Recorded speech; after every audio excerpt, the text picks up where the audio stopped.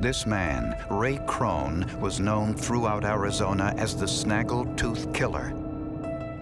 An unusual bite mark on a murdered woman resulted in his conviction and death sentence. A forensic expert told the jury that he was 100% certain that it was Crone who bit the victim. He knew he was wrong, but he had already committed, and his comment to me was, "I'm in too deep."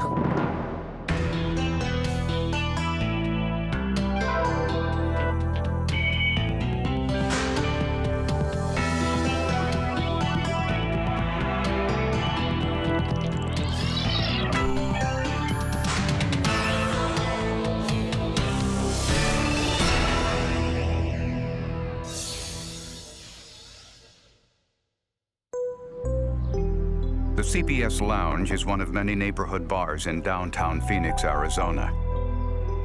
Hank Arredondo owned the CBS Lounge. Kim Ancona managed it for him. In the bar business, you have to have a nice personality. You have to be honest. And all those qualities Kim had.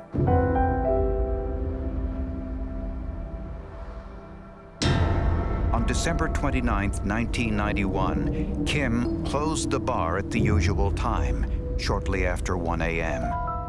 As was his custom, Hank called to make sure there hadn't been any problems. Kim answered. I asked her, I said, "Is everything okay? Do you have any problems?" And she said, "No." She said, "Hank, I know you're tired. Go to sleep, rest. I'll take care of it." When Hank arrived the next day to open up, he noticed the door was ajar. I know my bartender didn't leave the door open. I know I didn't, so something's wrong.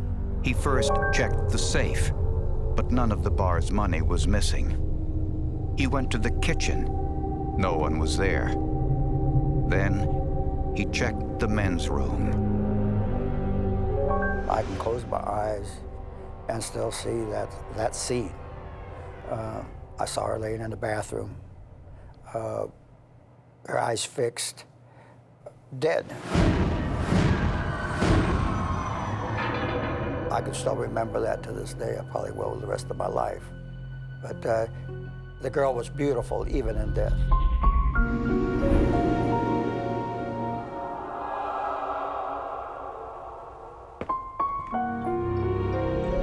The evidence suggests the killer grabbed a knife from the kitchen, forced Kim into the men's room, and stabbed her to death. He placed the knife in a trash can under the liner. On his way out, he left a shoe print on the freshly cleaned kitchen floor. Forensic experts identified the print as a Converse brand sneaker, size 9.5. Hairs were found on Kim Ancona's body. They were black and not hers. It appeared that the killer had bitten through Kim's tank top, leaving a bite impression on her skin. 2 drinks were sitting on the bar, apparently poured after closing time. Forensic scientists found Kim's fingerprints on one glass. The other had prints not clear enough for identification. The working theory then became she must have known who the person was and allowed them into the bar against company policy, but nonetheless, and thereafter was killed by that person. Robbery didn't appear to be the motive. There was no money missing from Kim's purse, but inside her purse, police found an address book with the name and telephone number of one of the bar's regular customers, a postman named Ray Crone. He was not well liked. You know, he was just uppity or something. There was something different about him that didn't sit well with people. Some of the bar's employees told police that Kim had expressed a romantic interest in Crone. If the bite mark, the shoe impression, and the hairs could be tied to him, police were sure they had their killer. During Kim Ancona's autopsy, forensic photographers took numerous photographs of the bite wound on her upper chest. The photograph showed the killer had a distinctive bite pattern. His left front tooth pointed outward beyond the line of his other front teeth. Kim's address book contained the name and telephone number of a man named Ray Crone, someone she had often spoken with at the bar. Kim Ancona had told several friends that she was interested in Ray, that she liked him, that she thought maybe something could happen. And those friends, in turn, relayed that to detectives. Ray Crone was 35 years old, an Air Force veteran with no prior criminal record. Several bar employees told police that Kim had a date with Crone planned for the night of her murder. When police talked to Kim's friends, the last person that they expected Kim Ancona to meet that night was Ray Crone. He was supposed to meet her to help close up the bar. When questioned, Ray Crone said the two were just acquaintances. He denied there was any romantic relationship. She was always a nice, congenial person, and very friendly and outgoing. And I liked her personality. I liked, her bubbliness and things like that. There wasn't a relationship. And Crone denied that he had plans to meet Kim at the bar, as her friends claimed. He also had an alibi. He shared a house with a co-worker who said Crone was home the night of the murder. But as police questioned Crone, they noticed that his left front tooth protruded slightly in a way that looked similar to the bite wound found on Kim's chest. After looking at the bite marks on Kim Ancona's body, detectives pretty readily jumped to the conclusion that his teeth matched Kim Ancona, the bite marks found on her body. Crone willingly agreed to provide an impression of his teeth by biting into a piece of styrofoam, which is commonly used since it's soft but still stable. Forensic odontologists examined a series of bite impressions from men who knew Kim Ancona. They found only one in which the left front tooth was clearly extended, just like the bite mark on the body. It was Ray Crone's. I hear, brakes squealing, doors slamming. I look over, and here's a police van unloading with officers, all armed, guns pointing at me, telling me to freeze. I was thrown on the ground, handcuffed, and taken off, and I was charged with murder, kidnapping, and sexual assault. That was the day of my arrest, New Year's Eve of 1991. Crone maintained he was innocent, but he had no explanation for why his bite impression looked like the wound on Kim Ancona. It was a very frustrating, aggravating, belittling situation where you just say, why? Why? Why won't somebody listen? Why won't somebody take a minute and look at this intelligently, responsibly? You're going to see that there is a definite problem here. But the bite wound wasn't the only evidence against Crone. The perpetrator left his saliva on Kim's clothing. DNA tests of that saliva sample were inconclusive, but tests revealed the perpetrator had type O blood, the same blood type as Ray Crone. He was arrested and charged with murder. At his trial, prosecutors believed the bite impression evidence was the most convincing. They hired a nationally known bite mark expert from Las Vegas, Nevada, to testify that it was a 100% perfect match, better than a fingerprint. That expert was Dr. Raymond Rawson, a forensic odontologist and also a senator in the Nevada State Legislature. At the trial, Dr. Rawson used this video in which photographs of the bite wound from Kim Ancona's body were superimposed on Ray Crone's bite impressions. Based on that evidence, Ray Crone was convicted of first-degree murder and was sentenced to death. I didn't care. If I was going to be in prison for something I didn't do, you might as well kill me. I mean, what was life? My whole life, everything I worked for, everything I stood for, 35-year-old man was gone. The press called Crone the snaggle-tooth killer. That judge believed the bite marks were a form of torture, and because of that, he sentenced him to death. But if Crone was innocent, as he claimed, how could a nationally known forensic odontologist be wrong? Ray Crone had spent 3 years on death row for the murder of 35-year-old bar manager Kim Ancona. During that time, he formed his own opinions about the bite impression evidence used to convict him. I mean, you basically could take a sharp object, stick it in skin a couple places, and have somebody say, oh yeah, that's a bite mark, and it matches him. And you could get, if you showed it to enough people, you'd have, you know, somebody saying that, yeah, it's a match. That's junk. All death penalty cases in Arizona are automatically appealed to the state Supreme Court. And fortunately for Crone, this bite mark videotape made by the prosecution provided grounds for an appeal. The court ruled that the defense team wasn't given enough time to review the tape before the trial. For Crone's retrial, his family asked Chris Plourde to represent him. Plourde specializes in difficult forensic cases. I heard the story, you know, that Ray Crone's on death row as a result of a bite mark. I didn't know whether other evidence supported his conviction or not. I was originally kind of skeptical because I hear these stories all the time. Forensic experts hired by Plourde discovered that the hairs found on Kim's body were Mongoloid hairs, meaning they were from someone of Asian or Native American descent. They also discovered that Ray Crone wore size 10.5 shoes. The shoe impression found on the kitchen floor of the bar was a size 9.5. The defense brought in Dr. Skip Sperber, a past president of the American Academy of Forensic Odontologists, to look at the bite wound evidence that more than anything else convicted Crone in his first trial. What Dr. Sperber told them came as a shock. He said he'd seen this evidence before. It had been sent to him before the first trial. A good friend of mine, John Piakis in Phoenix, Arizona, called me, and he asked me to look at this particular case, the People versus Crone. When I first viewed that case, thought there were too many inconsistencies for that to be a positive comparison between the teeth of Ray Crone, the suspect, and the victim's wounds.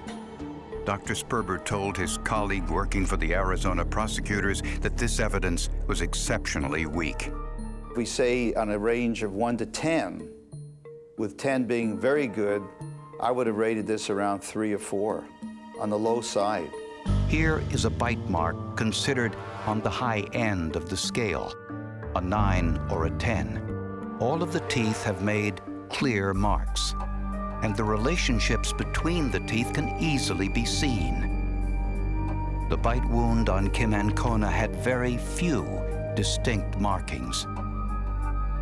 Dr. Sperber took the cast of Ray Crone's teeth and, using a low-tech but time-tested method, made a styrofoam impression and then traced the teeth patterns onto a transparency. He then placed a transparency over the top of the photo of the bite mark on Kim Ancona's body. Although the left front tooth in both marks was jutting forward, Ray Crone does not have any separation between his front teeth. The bite mark on the victim's body shows an obvious separation between those teeth. For Dr. Sperber, the results were clear. If it's a good bite, it will really jump out at you and you will see immediately similarities. In the Crone case, there were no similarities. So this was the key evidence, and to get the initial report back that a bite mark expert said it's not me, was like, oh wow, you know, something good can happen. In the second trial, Dr. Raymond Rawson, the same bite mark expert from the first trial, repeated his testimony. He said there was no doubt the bite mark was from Ray Crone. A team of defense experts disagreed. I could positively exclude Ray Crone as being the biter. I wasn't the only one. There were 3 other forensic dentists that are all board-certified, highly qualified guys, and they excluded him. But the jury disagreed. They sided with the prosecution's expert and found Ray Crone guilty again. What does it take? What is this beyond reasonable doubt? What is this innocent until proven guilty?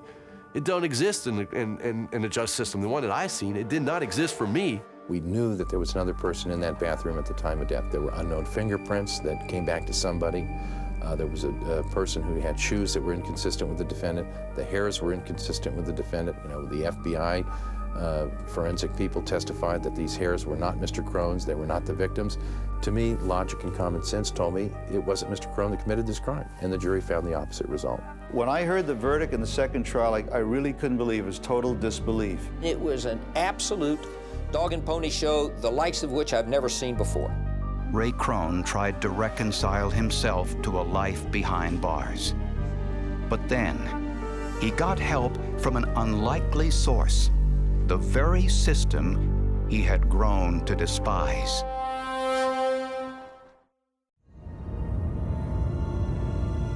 Ray Crone languished in prison for a crime that some of the country's top forensic experts said he didn't commit. Just before Crone's second trial, Dr. Richard Souveron, one of his defense experts, sat next to the prosecution's forensic expert, Dr. Rawson, at a scientific conference. His comment to me was, "I'm in too deep." He knew he was wrong, but he had already committed, and if that isn't a scary thing, I don't know what is. And I hated to see him get sucked in on something like this, and told him, you know, get out of this deal. Just say, I don't want to do it anymore, or I've changed my opinion, or I've listened to everybody else, and, you know, I've rethought my position. Anybody can make a mistake. I mean, none of us are above making mistakes. But he said, I'm in too deep, and that was the end of that conversation. Through a spokesperson, Dr. Rawson denies that the conversation described by Dr. Souveron ever took place. It wasn't until 2001 that a new law offered Crone some hope. Arizona, one of the first states in the United States, passed a new bill for post-conviction DNA testing, which allows convicted offenders access to evidence and post-conviction DNA testing if they contend that they were innocent. So Crone's defense team asked the state of Arizona to test every piece of Kim Ancona's clothing for DNA. The saliva on Kim's blouse had already been tested, and the results were inconclusive. But her jeans had small blood stains. The prosecution believed the blood was Kim Ancona's. The jeans were sent to the state crime lab for a new DNA test that analyzes 13 different genetic markers. The test yielded unanticipated results.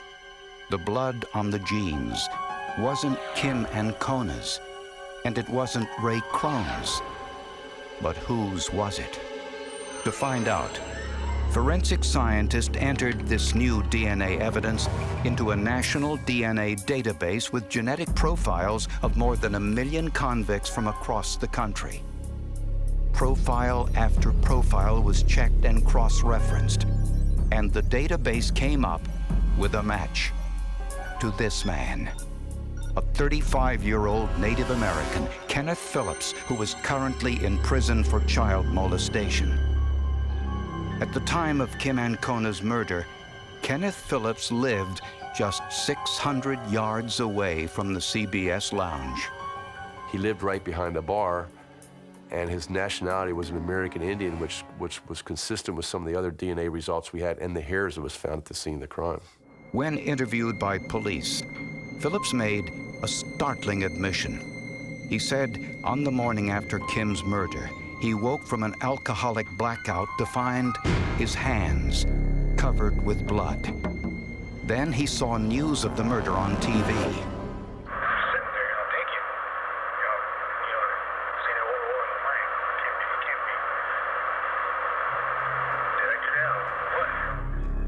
His fingerprints were among the unknown fingerprints found in the bathroom where the murder took place. His shoe size matched the print from the kitchen floor, and his bite impression had the same left front tooth protruding from the rest of his teeth. For Ray Crone, the ordeal was over. After serving 10 years and 4 months for a crime he didn't commit, he walked out of prison a free man. I'd spent over 10 years in prison.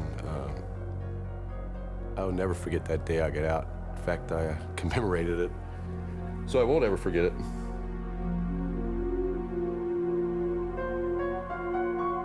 Forensic odontologists say that the problem with the Crone case was that Dr. Rawson told jurors bite marks could match like fingerprints, but that is rarely possible. The best that a forensic dentist can give is reasonable certainty, and that means that that's the highest level we give. There is always a remote possibility that there's someone else that has teeth similar that could have left the pattern. Ray Crone is trying to resume his life. Experts say the lesson of his case is that bite marks are rarely definitive and should only be used to exclude, not include, suspects. Above all, they say, bite mark analysis is more opinion than fact, and that this should always be made clear to jurors.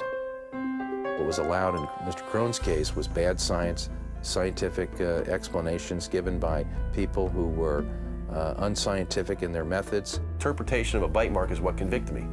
Nothing scientific, not the fingerprints that didn't match me, not they even had footprints that they couldn't match the shoes, the hair, not the DNA, none of that stuff. They used an interpretation of a bite mark to convict me. That has no place in a courtroom, any more than perjury has a place in the courtroom.